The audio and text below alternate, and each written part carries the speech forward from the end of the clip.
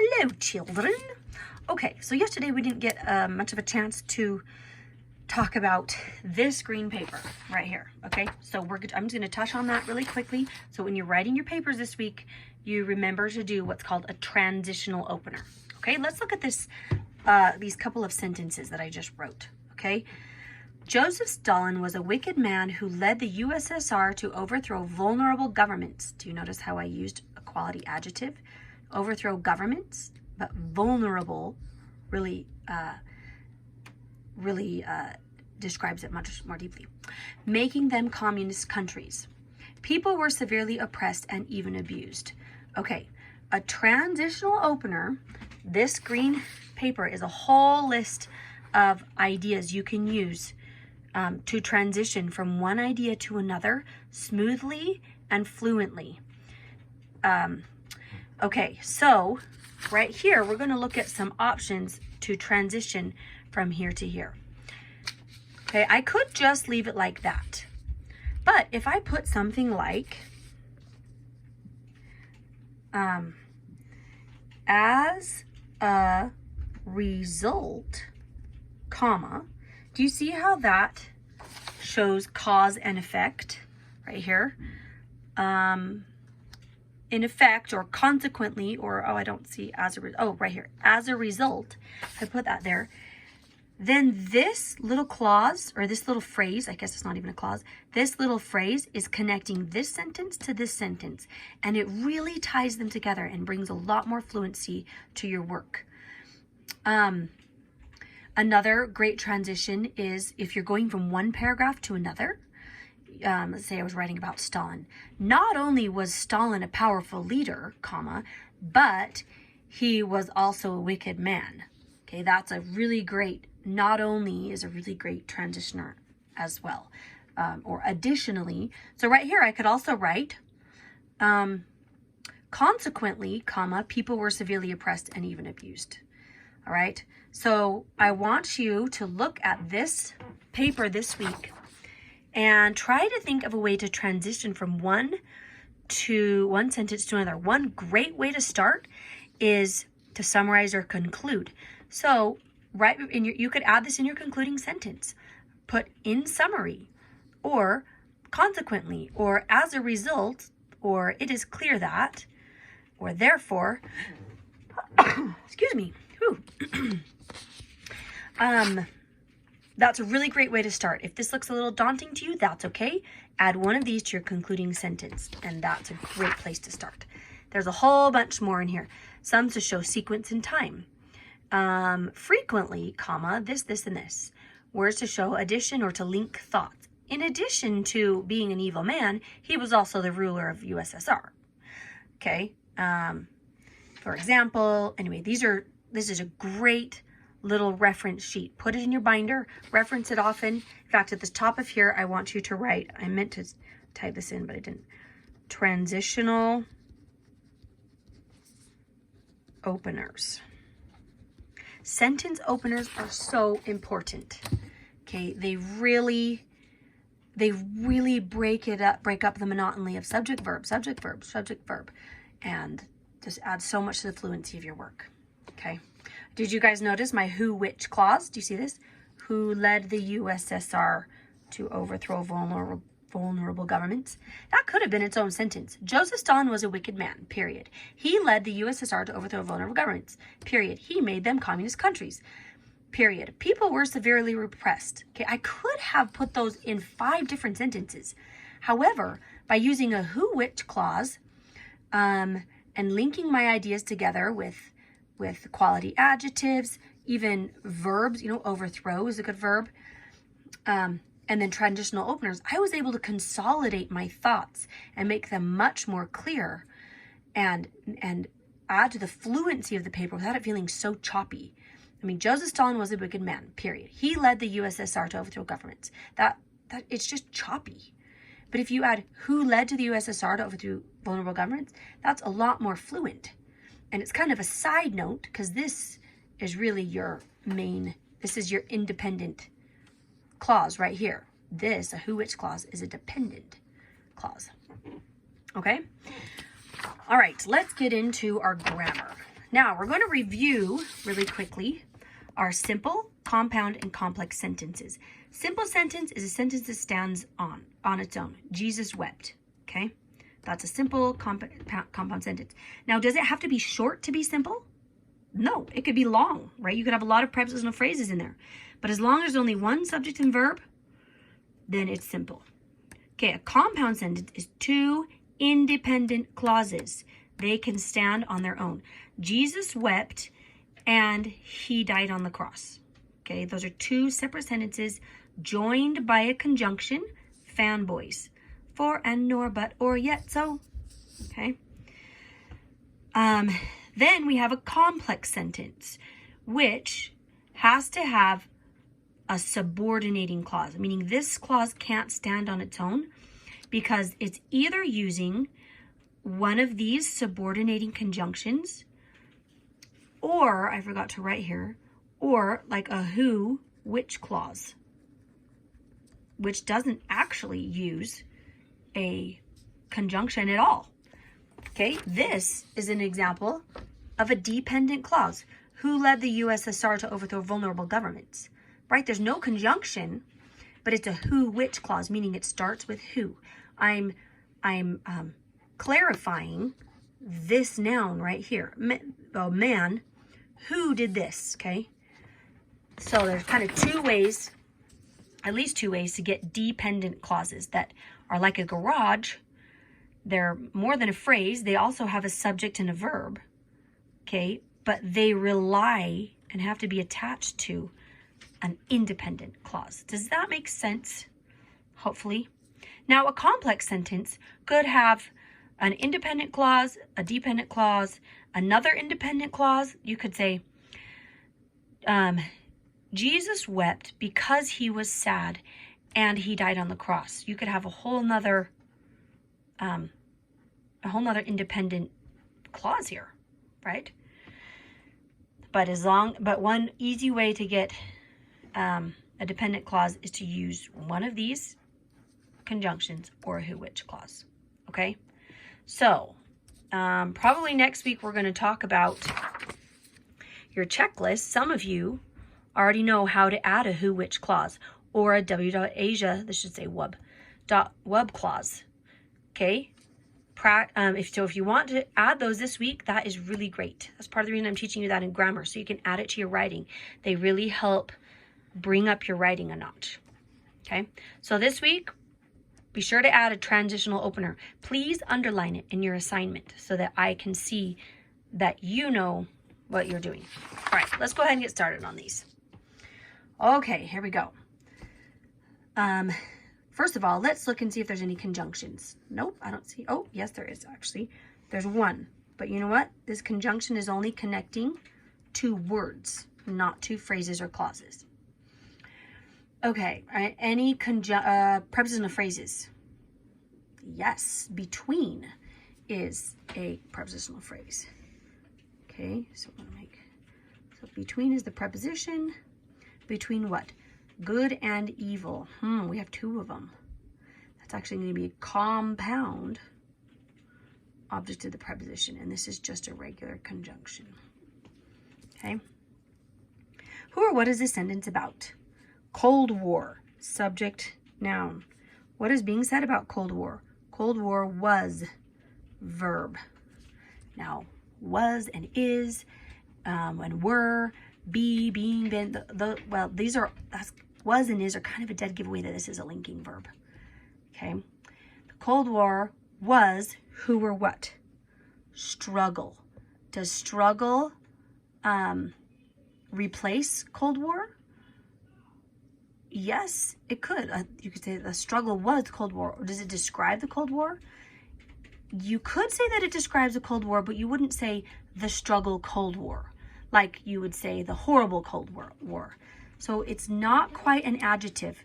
I would say this is a noun. Okay, so that's going to be a predicate nominative.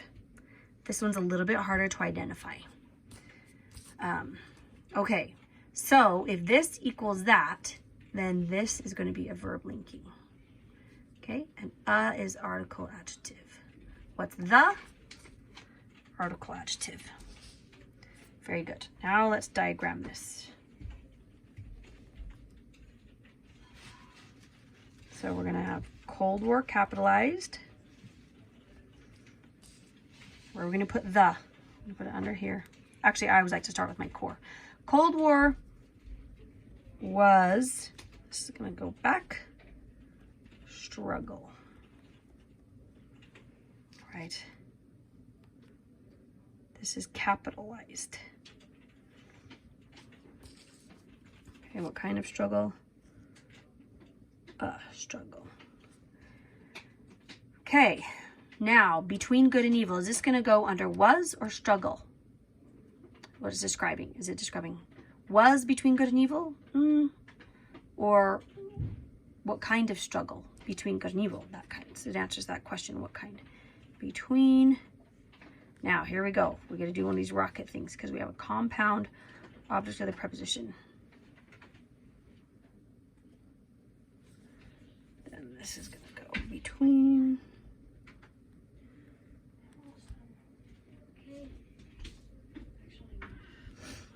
All right, there we have it. Next one. Okay, do we see any conjunctions here? Yes, we have an and. What is it linking? Joseph Stalin conquered other governments and he forced communism upon them. Could these two stand on their own? Yes. Oh, I forgot to add here. What kind of sentence is this? Cold War was a struggle. It's just a simple sentence. Has one subject and verb. Okay, so already we have a dead giveaway. This one's going to be a compound sentence because we have this independent clause and this independent clause. This is the fanboys. Okay, so already we know this is going to be compound. Write this at the bottom of your square. Okay. All right. Any prepositional phrases here? Yes. Here's one. Upon. Preposition, object of the preposition. Okay, I think that's all of them. Who or what is this sentence about? Stalin, Joseph Stalin, subject noun. What is being said about Joseph Stalin? Joseph Stalin conquered, verb. Now is conquered in action? Yes. Joseph Stalin conquered who or what? Governments. Does governments replace Joseph Stalin? No. Does governments describe Joseph Stalin? No, D-O, label, verb, transitive. Do you see how we're transferring action from Stalin to governments? What is receiving the action of being conquered? Governments. Okay, so it's transferring action, the action of being conquered, to governments. What kind of governments? Other. Adjective. Okay, very good. Now this is going to be a coordinating conjunction. All right. Who or what is this clause about? He forced communism. He, subject, pronoun. What is being said about he? He forced, verb. He forced who or what? Communism.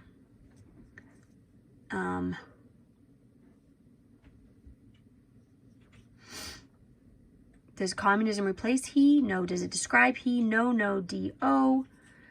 Label, verb, transitive. All right, let's go ahead and diagram this. So we have our subject, Joseph Stalin conquered. Now is this going to go up or back? It's going to go up because it's not describing. Replacing it. Sorry, this is kind of wiggly. Conquered.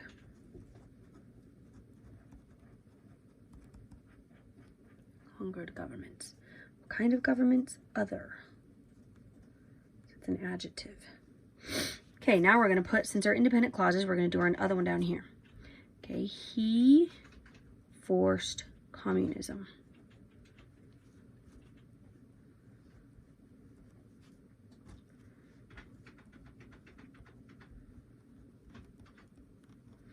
Then, since we have a coordinating conjunction, we're going to connect our verbs. And I like to do this line here to clarify that it's a coordinating conjunction. Conquered. And he forced communism. Now, I asked Laurie about this. I thought upon them was describing where they forced it. But she says that it describes communism. So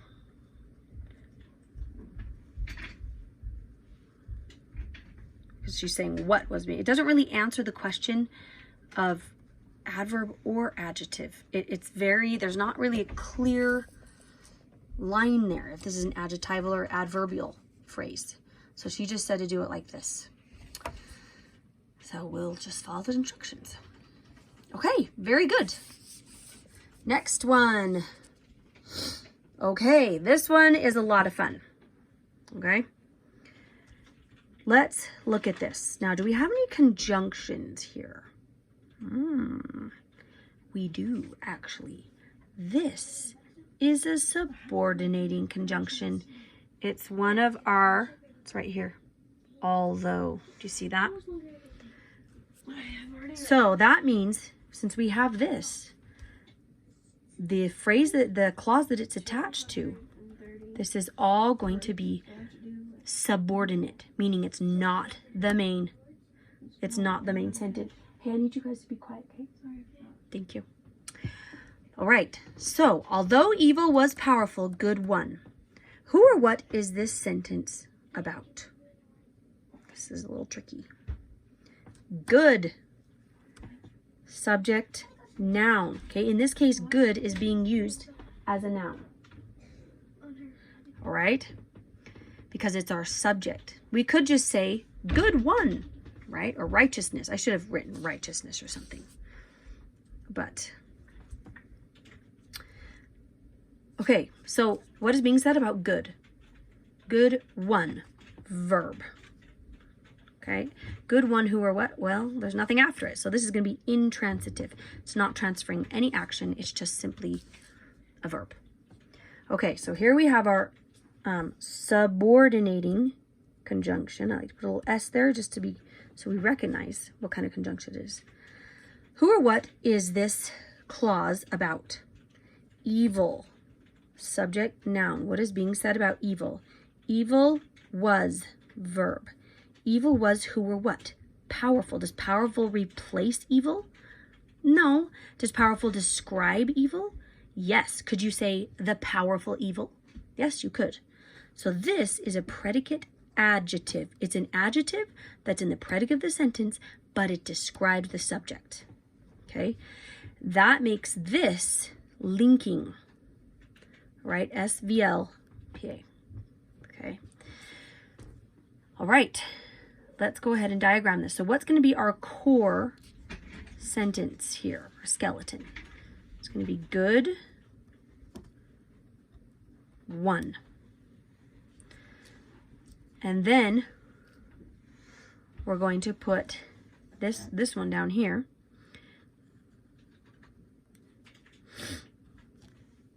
Evil was, and this is going to go backwards because it's reflecting evil. It's describing it. Powerful. Now where are we going to put although? It's going to go like this. It's going to be a slanted line because it's subordinate. And we're going to capitalize it because it's the first word of our sentence. See that? I love seeing pictures of sentences. It's really neat. I love it. Okay, what kind of sentence is this? Is it simple, compound, or complex? Did it have one subject and verb? Nope, it had two. Were they independent? Could they stand on their own? Nope. We had one independent clause and one subordinating clause. So this was a complex sentence. See that? I couldn't just say, although evil was powerful. No, there's still more to that sentence, clearly, right? Okay, now here is our challenge sentence. This one is going to be great fun. I love doing scriptures because it really helps us. It really helps bring more meaning out of them. Now this is kind of a long one, so you'll have to write a little small. So just try to follow my spacing and I will try to do my best. All right. In the world ye shall have tribulation, but be of good cheer. I have overcome the world. Okay, we have a lot going on. First of all, let's look for any conjunctions. For, and, nor, but, or. Oh, there's a but right there. But, be of good cheer. Now, is this connecting two words, two phrases, or two clauses? In the world you shall have tribulation, but be of good cheer. Two clauses. Right, so this is going to be a coordinating conjunction. So we already know we have that it's going to be compound at least, because there are two independent clauses. Okay, any prepositional phrases? Right here. In the world. Preposition, object of the preposition, article, adjective.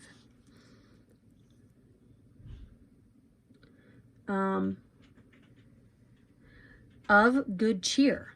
Of is a preposition. Good cheer is an object. So of is a preposition. Cheer is the object of the preposition. What kind of cheer? Good. Adjective. Okay. Now Laurie Updike probably does these in a little bit different order. To me, it helps to identify the prepositional phrases and the conjunctions first, because then it's easier to peel away the extra stuff and really get down to the core. Okay. Who or what is this sentence about?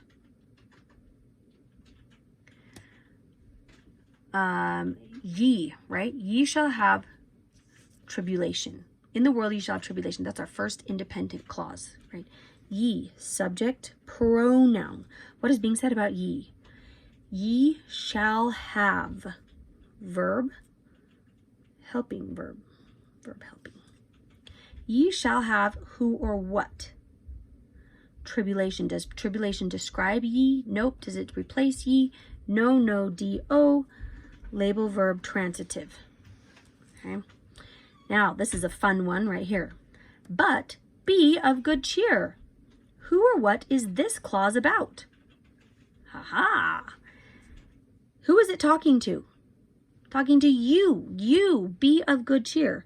Okay, so I don't have a ton of room here, but right here we have, put in parentheses, you. This is an understood subject pronoun.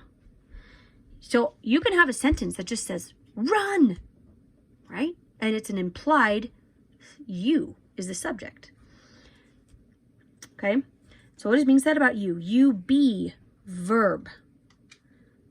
Okay, this is actually a state of being verb. And it's not transferring any action. You be who or what? It's not transferring any action because this is a prepositional phrase. All right, next. Who or what is this clause about? I, subject, pronoun. What is being said about I? I have overcome. Verb, verb helping. I have overcome who or what? World. Does world replace I? Nope. Does world describe I? No, no, do. Label verb transitive. Is world a noun? Just double checking here. Yep, it's a noun. So it's going to be a direct object. It's not an adjective, so it's not a predicate adjective. Does world receive the action of being overcome? Yes. Do you see how powerful that is in Scripture? The world is receiving the action of being overcome by who? By Jesus, by the Savior. I have overcome the world. What world? The world. Article, adjective. Great. Now let's diagram this baby. This is fun. So start up here. What's our first one? Ye shall have. This is going to go straight up because it's not describing or reflecting. Tribulation. All right. Where are we going to put in the world? Where are you going to have it? You shall have in the world, right? So it's going to go right here. It's going to go first. In world. All right. You shall have tribulation. There's that full one. Next one. But be of good cheer. Okay, so this is understood You, so our subject pronoun. You be. I love that. You just be. Come on. Be. The world's going to be hard, but be. Of good cheer. Be of cheer. What kind of cheer? Good cheer. I love that. Now we're going to connect these by our conjunctions. Connect our verbs. Mom, where'd you go? But. And you whipped it on my eye. I'm sorry, Max. I'm so sorry. Okay, now, Maxine, you be quiet for a minute. I'm almost finished with this video. Right, we have our last one, my favorite part. Our last independent clause. I have overcome. Have overcome what? The world. Yes, look at that. Isn't that so beautiful? Look what all of this is pointing to.